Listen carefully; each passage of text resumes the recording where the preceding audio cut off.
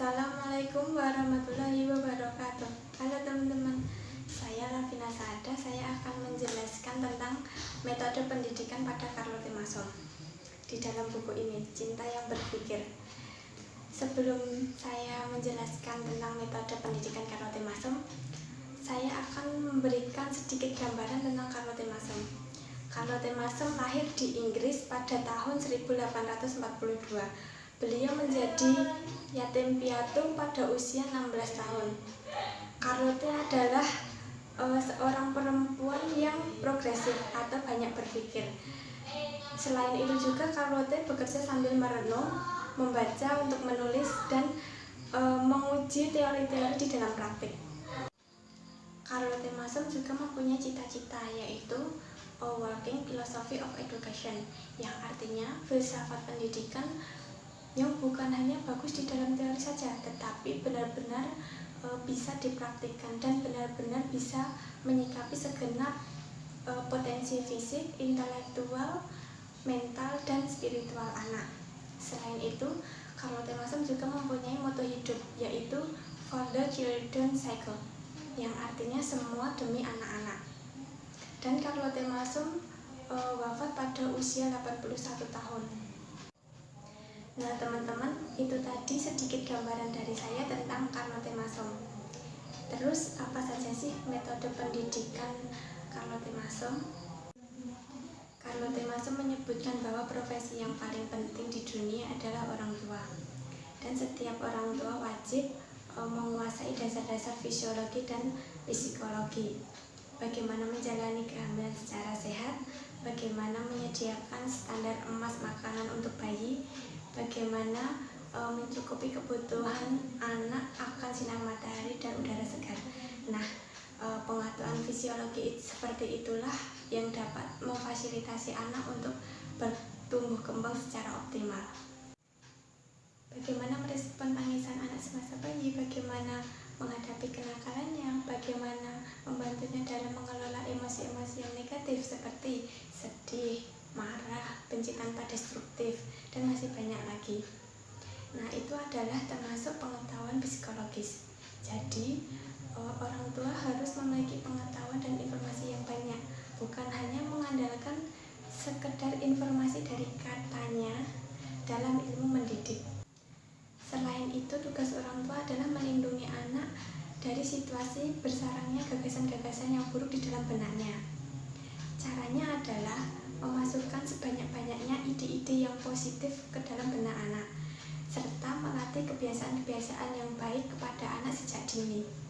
Dalam konsep pendidikan, Carlotti Mason tidak memilih atau mendukung konsep pendidikan parent center, yang artinya berpusat dominasi ke orang tua. Tetapi Carlotti Mason juga tidak memilih atau mendukung konsep pendidikan children center, yang artinya berpusat dominasi ke anak.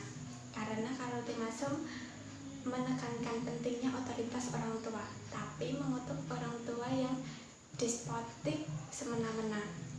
Dan konsep pendidikan Carlotti Mason diberi nama, yaitu Principle Centered Parenting, yang pada dasarnya relasi orang tua ataupun anak berpusat pada prinsip. Dan yang berkuasa bukanlah orang tua ataupun anak, tetapi hukum-hukum alam, hukum universal, hukum Tuhan dan kebenaran. Dalam Principle Centered Parenting ini, orang tua dan anak duduk sama rendah dan berdiri sama tinggi di hadapan hukum.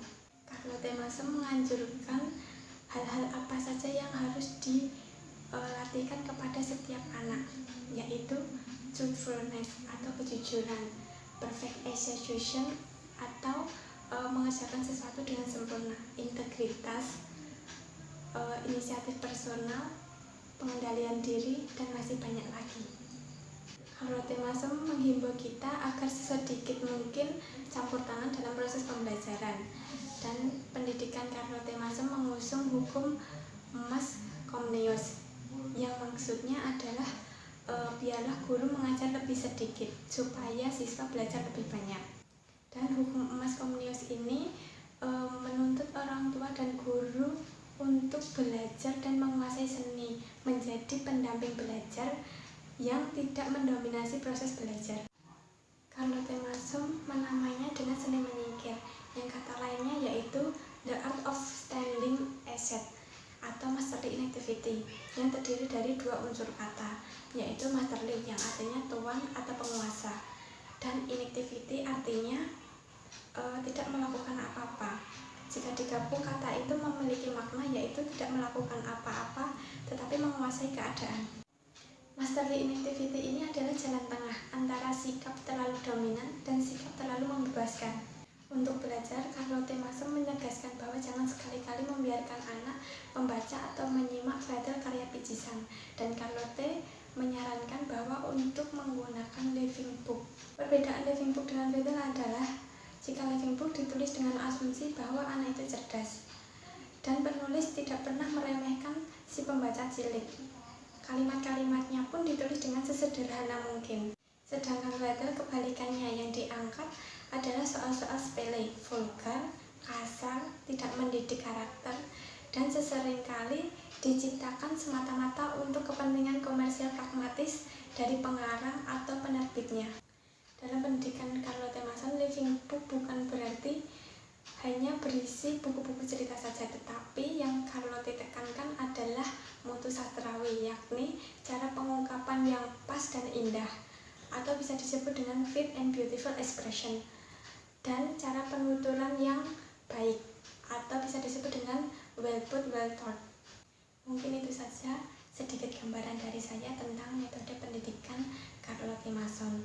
Mungkin dalam penyampaian saya banyak kurangnya dan banyak salahnya. Saya mohon maaf. Terima kasih sudah menyaksikan. Wassalamualaikum warahmatullahi wabarakatuh.